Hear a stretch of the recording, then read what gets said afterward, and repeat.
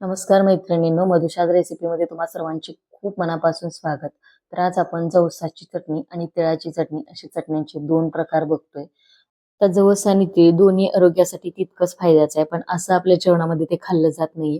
म्हणून असं वेगवेगळ्या पद्धतीने आपण चटण्या वगैरे करून ते खाऊ शकतो. आता जवसामध्ये ना ओमेगा 3 आणि फायबरचं प्रमाण खूप जास्त असतं, त्याच्यामुळे ते आरोग्यासाठी आणि हृदयासाठी सुद्धा खूप चांगलं असतं.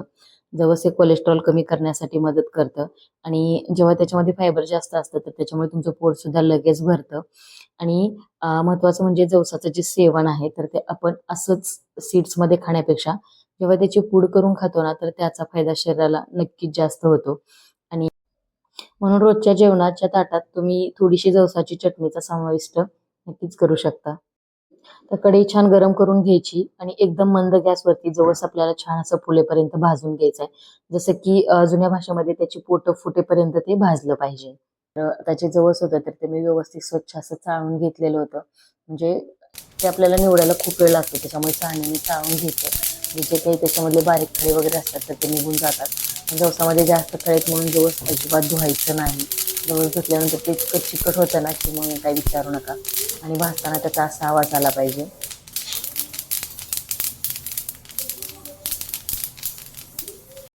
एकदम कमी गॅसवरती भाजलं ना की छान भाजलं जातं. तुम्ही जर गॅस वाढवून जर पटकन भाजलं गेलं ना तर ते लगेच म्हणजे काळं होतं, लगेच करपून जातं आणि चटणी सुद्धा करपट लागते.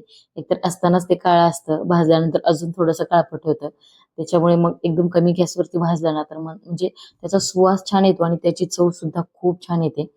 आता भाजलेलं जवस लगेच एका चाळणीमध्ये काढून घ्यायचं आणि परत एकदा छान असं त्याला चाळून घ्यायचं. म्हणजे त्याच्यामधले जे बारीक खडे असतात ना तर ते भाजून चाळल्यानंतर पूर्ण निघून जातात, म्हणजे त्याच्यामध्ये काहीच राहत नाहीये.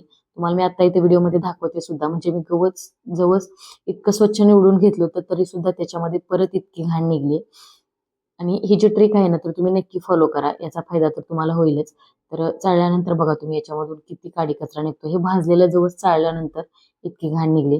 तर जवस आपलं पूर्णपणे थंड होऊन देऊयात, तोपर्यंत आपण जी तिळाची चटणी आहे ना त्याची तयारी करणार आहोत. म्हणजे जवस आता गरम गरम तर आपण नाही मिक्सरला चटणी वाटू शकत.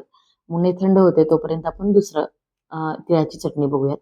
आता इथे घेतलेत मी 1 वाटी तीळ, 1 छोटी वाटी शेंगदाणे, 1 छोटी वाटी खोबरं, लसूण, मिरची पावडर आणि अ, जिरं घेतले आणि चवीपुरतं मीठ. आता इथं तुम्हाला जर यातलं काहीच वापरायचं नसेल, जसं की खोबरं शेंगदाणा चटणी नाही वापरलं तरी सुद्धा चालेल, पण तिळाची चटणी थोडीशी चवीला म्हणजे जराशी वेगळी लागते, म्हणून हे बाकीचं साहित्य याच्यामध्ये टाकायचं.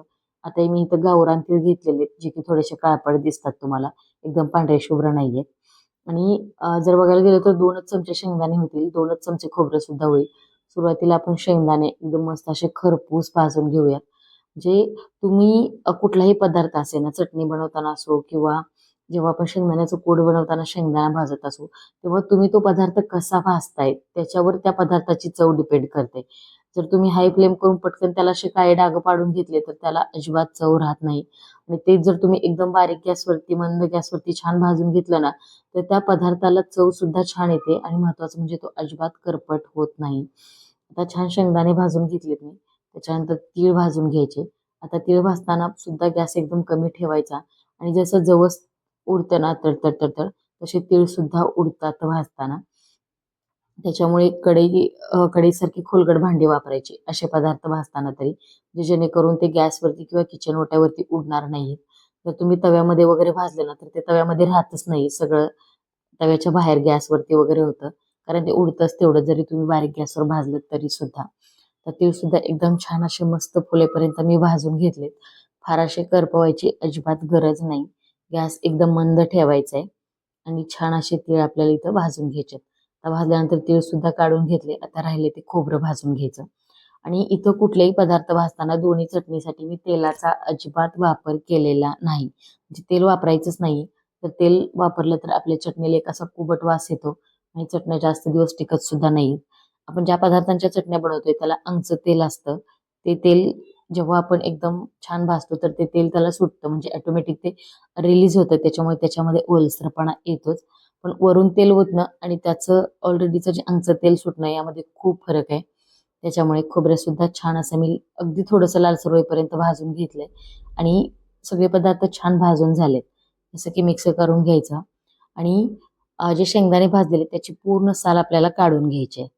ते ना कॅल्शियम जास्त प्रमाणामध्ये असतं, त्यामुळं हाडे मजबूत होतात. कॅल्शियम आणि फॉस्फरस असल्यामुळे हृदयाच्या आरोग्यासाठी सुद्धा ते चांगलं असतं आणि फॅट्स आणि अँटीऑक्सिडंटमुळे कोलेस्ट्रॉल नियंत्रणात ठेवण्यास मदत करतं. इतर ते ऊर्जा वाढवतात. प्रथिने, लोह आणि निरोगी फॅट्समुळे शरीराला ताकद मिळते आणि रक्तातील हिमोग्लोबिनचं प्रमाण सुद्धा तिळामुळे वाढतं. त्वचा आणि केसांसाठी सुद्धा तीळ खूप फायदेशीर असतात आणि व्हिटॅमिन ई आणि निरोगी फॅट्समुळे त्वचा सुद्धा छान टवटवीत राहते. तर अजून तुम्हाला याच्या व्यतिरिक्त अजून काही जास्त फायदे जर बघायचे असतील, तर याच्या पूर्ण डिटेल मी खाली डिस्क्रिप्शनमध्ये देते. तिळाच्या आणि जवसाच्या सुद्धा तुम्ही तिथं जाऊन नक्कीच रीड करू शकता. आता चटणी बनवताना काय करायचं? तीळ, जे पूर्ण साल काढून घेतलेले शेंगदाणे, खोबरं, याच्यामध्ये 2 चमचे मिरची पावडर, चवीपुरतं मीठ, लसूण आणि जिरं सगळं एकत्रित करून छान असं मिक्सरला हे वाटून घ्यायचं आपल्याला. आता वाटताना याची ऑटोमॅटिक चटणी ओली होते, म्हणजे अंगचं तेल असतं ना, तर ते त्याचं सुटतं.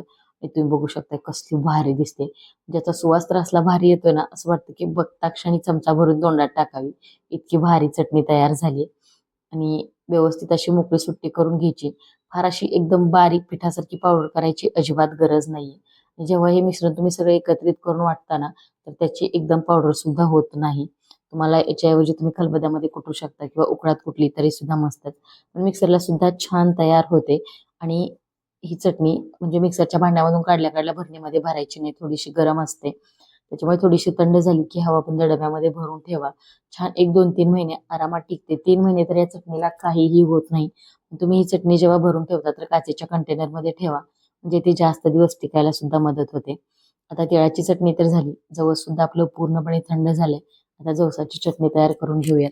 आता मिक्सरच्या भांड्यामध्ये पूर्ण जवस टाकून घेतले, जिरं आणि चवीपुरतं मीठ टाकलं याच्यामध्ये आणि आता आपण याच्यामध्ये घालतोय मिरची पावडर. साधारणतः मोठे 2 चमचे भरून मिरची पावडर मी इथं वापरली आणि छान असं हे सुद्धा मिक्सरला ग्राइंड करून घ्यायचं.